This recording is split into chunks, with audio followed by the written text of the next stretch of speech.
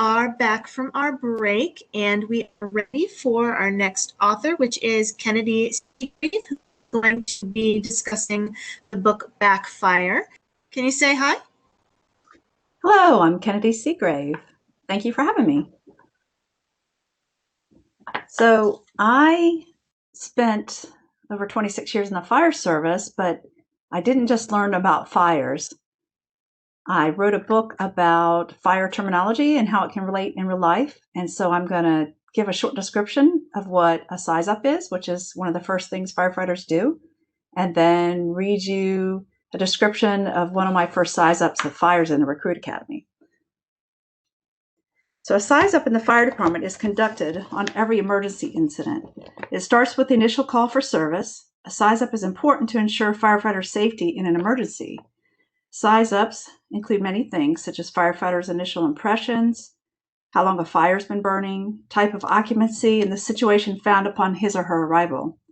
Walking completely around a structure is important to get the whole picture during a size up.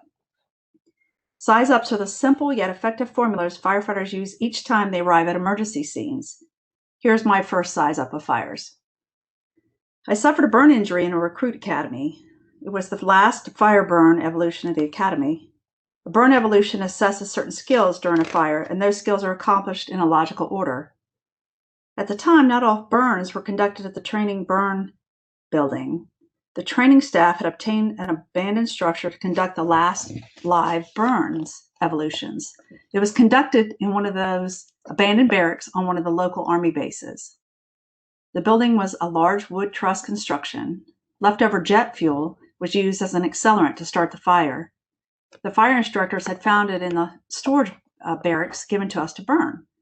Accelerants increased the volume of fire to enhance the fire volume during our live Fire Recruit Academy's last burn. Instructors nailed the door shut, which was already held in place by a large wooden slat that covered both wooden doors that swung in. Instructors chose to operate from a 1,000-gallon tanker on location as their one and only source of water. Today, two are required. Generally, tankers are only used as emergency backup water supplies. This is only after a constant water source is secured, preferably through a fire hydrant. Nailing doors shut, lack of water supply, and using accelerants are not safe practices when conducting live fire burns by today's standards. The fire was through the roof as our crew entered the structure. This information was never communicated to inside crews, and the instructors didn't stop the fire evolution. The fire was already compromising the integrity of the roof structure because of its wooden truss construction, which experienced early collapse in fires. It had taken a long time to make entry due to the additional efforts to block the one and only egress. The fire load was large enough because there were contents inside that included mattresses and furniture. Only ordinary material like wood and straw are used today. The additional fire load, the added accelerant, the blocked egress, and lack of a water supply added up to a recipe for disaster. Any one of these items were grounds to stop a fire evolution. Instead, there were jeers to get inside. They had built a special fire for us.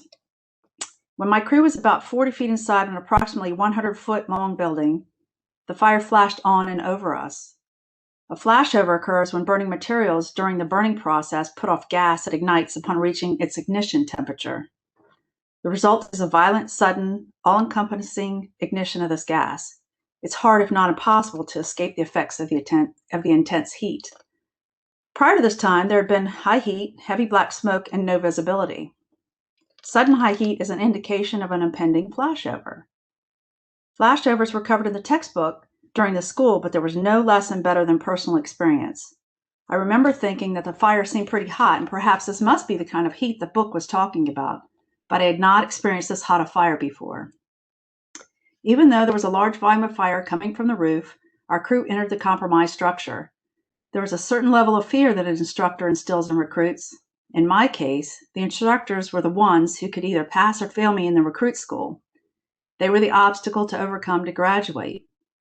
I deferred to their professional expertise since I had no prior firefighting knowledge. Our crew entered thick black smoke due to the extra materials burning and the added accelerant. The crew dared not complain it was too hot, as this was part of our rite of passage to take the heat. This was reinforced and communicated again to us by the jostling and comments that the instructors had prepared a special fire for us. The instructors repeated the order for our crew to get in there. After our entry, when our crew tried to use the hose line, there was no water pressure. What little water there had been was used quickly by outside crews who had tried to douse the intense flames that were visible from the outside. Our interior crew lost water pressure because crews inside used the water to put out some of the flames. Water is normally not directed toward interior crews. It creates steam conversion and results in steam burns, and they had done it as a last resort. Our crew wasn't receiving any radio communications. There was only one radio for our crew, and I didn't have possession of it. It was strange to me that I didn't hear any communications. My crew member tried to send a message, but there was no indication that his message wasn't sent. The radios then were UHF, not the VHF type that firefighters have today. Now when you key a portable radio, there's a beep that indicates you've hit a radio signal repeater. The noise from the large fire load burning would have prevented hearing the sound the repeater makes anyway. Crews all took turns in the front or lead of the hose line. The lead person took the radio. My position for this evolution was in the middle of our 3-person crew. My initial assessment of not hearing any radio communications was that the instructors were intentionally not responding to our calls on the radio, as they had left us on our own before in other training scenarios. The instructors had warned us before the last burn scenario that anyone could still flunk out of the academy if the evolution wasn't completed successfully.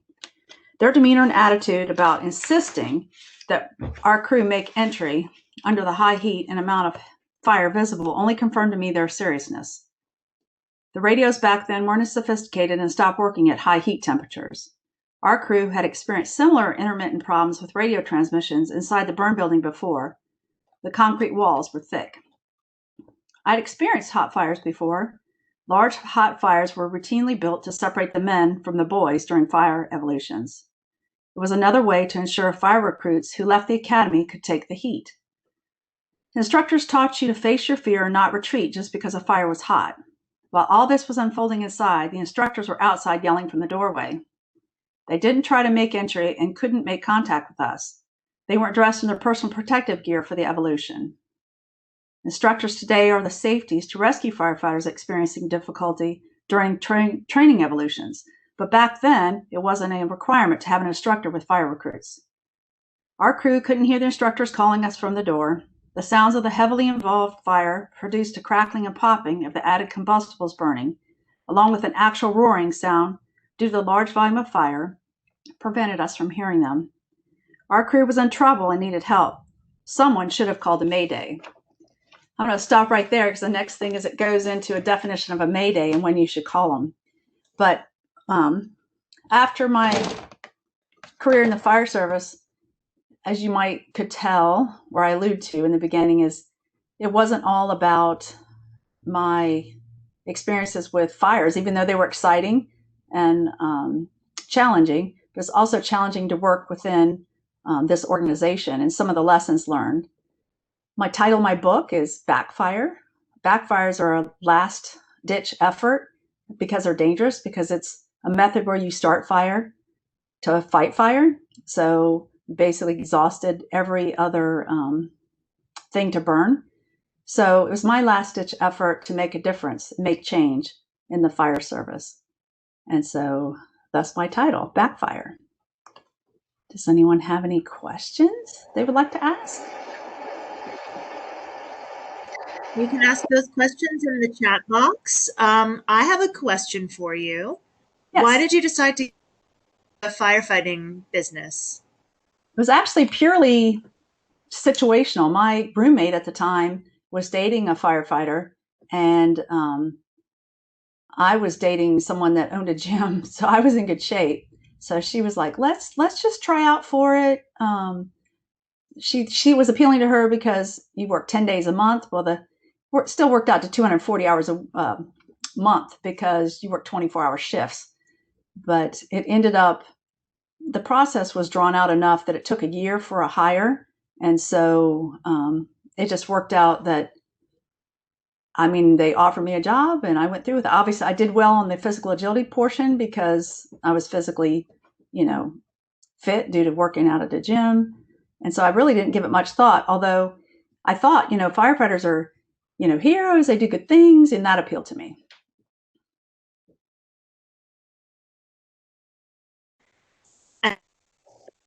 How did you make the leap from your career to this book?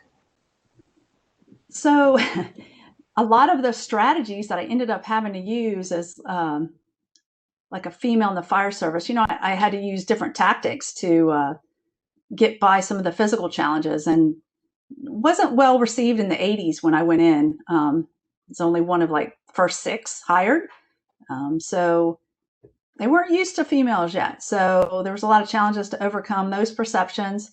Then I would go on to actually get formal education, but also did many things in the department. I went on to be the training chief and fix some of those same problems I saw in my own recruit school.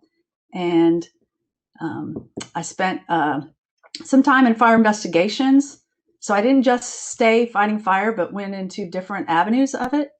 And but at the end of it, there was kind of still a glass ceiling as far as how much rank I could achieve, even though I spent more time and was more diverse. And so I was, I guess, frustrated with that. And so the hopes were that I could change the perceptions of that and maybe help anyone else that might, face the same kind of struggles. But these are practical strategies that anyone could use in anything in their life. Right. I'm glad there's an interesting way to learn about firefighting. Your book is fascinating, says Rusty. And Catherine says, thank you for the detail in your book. I am looking forward to reading more. Where can people find your book if they want to read more? Well, I did donate one to Slover, but you also can find it on Amazon. I also have a webpage, KennedySeagrave.com, which there's a way to link you there to purchase there as well. Great.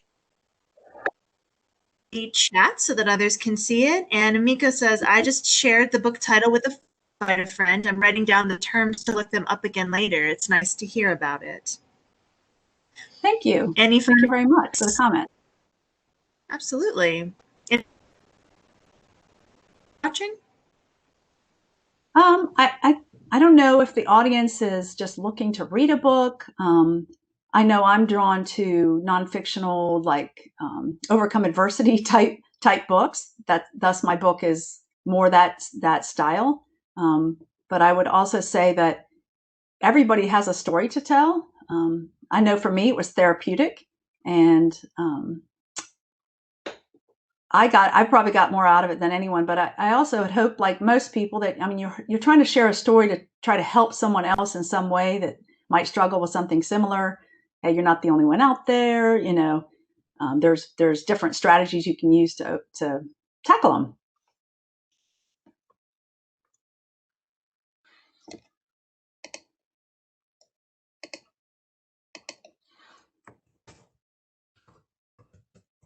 And we have another comment. Very cool. Thanks for having a firefighter and for sharing your knowledge.